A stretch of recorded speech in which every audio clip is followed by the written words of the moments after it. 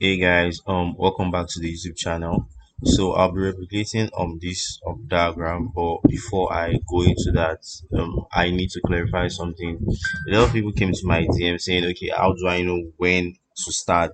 And it's quite simple. For me, I pay attention to shapes.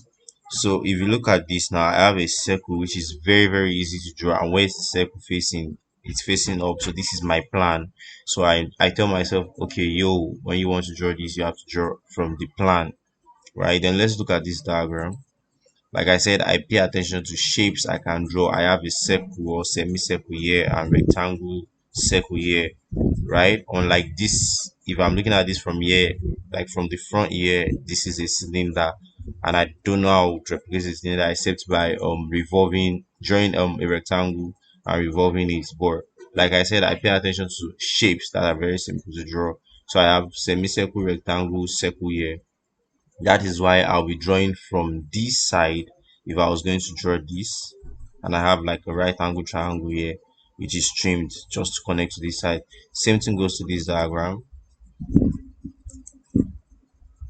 I said I pay attention to shapes that are easy to draw. I have a circle here, right? And I have a rectangle that is, trimmed out and all. I have it here.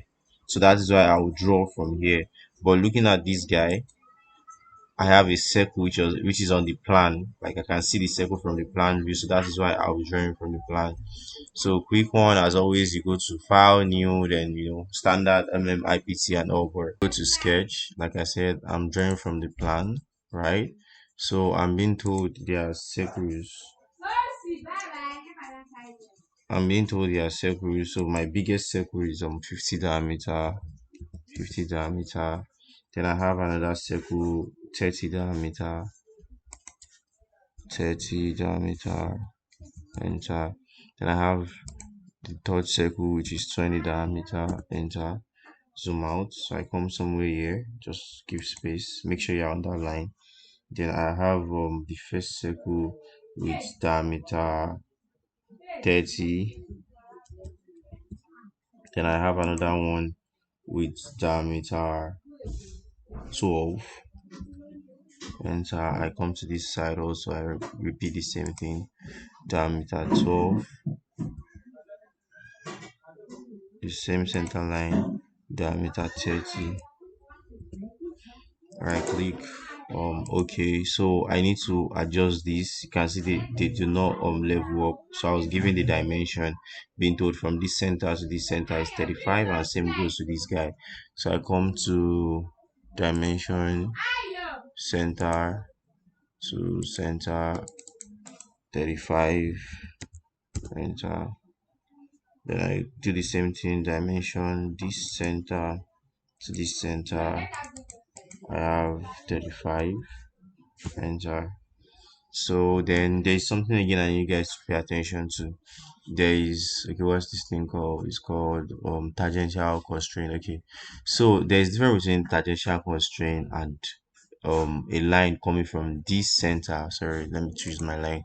There's difference between when you have to draw a line from, can you see this thin line? If I mean this thin line, yeah, there's difference between when you need a line to come from this half of this circle and when you need it to be a tangent. So in the diagram, we know, okay, the line has to come from this center. Then we draw and we need a tangent, but I'm not perfect. Like, can you see now? This is center to center, but I don't need that. I need center to tangent. Yeah, I got my tangent perfectly. Center to tangent, not center to center. This is center to center. I need center to tangent. Fine, I'm not able to get, just drop it on the circle. Here also center to tangent. I'm not able to, okay, I got it here. Cool.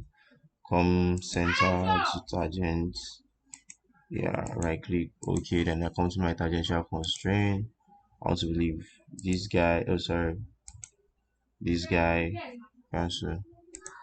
So I come to tangential constraint, I touch this guy and the line, this guy and the line, I had it then, um this guy and the line, fix this guy and the line. Yeah, then I pick my trim tool, I begin to slice off parts that are not really needed.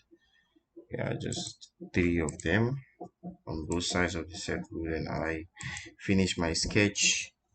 And sorry, yeah, let me zoom out. So I come to my extrude. I pick this guy first, whose height is 32. How did I get 32? From the floor to the, okay, I think let me do this from here, and for this guy they are both 10 10, right? Sorry, cancel. So I come to extrude. So I'm being told this guy and this guy are both 10 10 by height, right? So I click plus. For this guy, his height is different from this guy. So if I pick up this guy, I'm being, now I have 10 for the normal foundation height. Then I'm being told that the final height for this big guy is 28 plus 10. So 20 plus 10 is 38, but I'm being told that this guy is 6 millimeters shorter than this guy's total height. So right now, knowing this guy is 38, so I'll do 38 minus 6, which is 32. So this guy's height is going to be 32 mm. Cool. Then I click on plus again. Then I this tallest guy, and I make him 38. Yeah, I think I'm done with extrusion. Sorry. Yeah, so now we'll come to origin. I'm looking for a specific plane, and I think that plane is XY. So I edit sketch. I come on my circle tool, look for the center. Then I want to draw a circle diameter 6. Enter. Pick my dimension to look for the center of my circle, and this top, the distance is 12. Enter, and I finish sketch. So I want to extrude this guy leftwards. I don't see him appearing rightwards. So I want to cut through. So I come to my extrude. Now, yes, if I wanted to cut through from this center on both sides, I'm going to click on symmetric. Right? Can you see it's telling me, okay, I'm ready to extend to both sides, but no, I want him just coming forward, and I want to cut, and I click on OK. So yes, guys, this is it. This is everything we have to draw on this diagram. Make sure you like, comment, and subscribe to the channel, and drop your questions as always.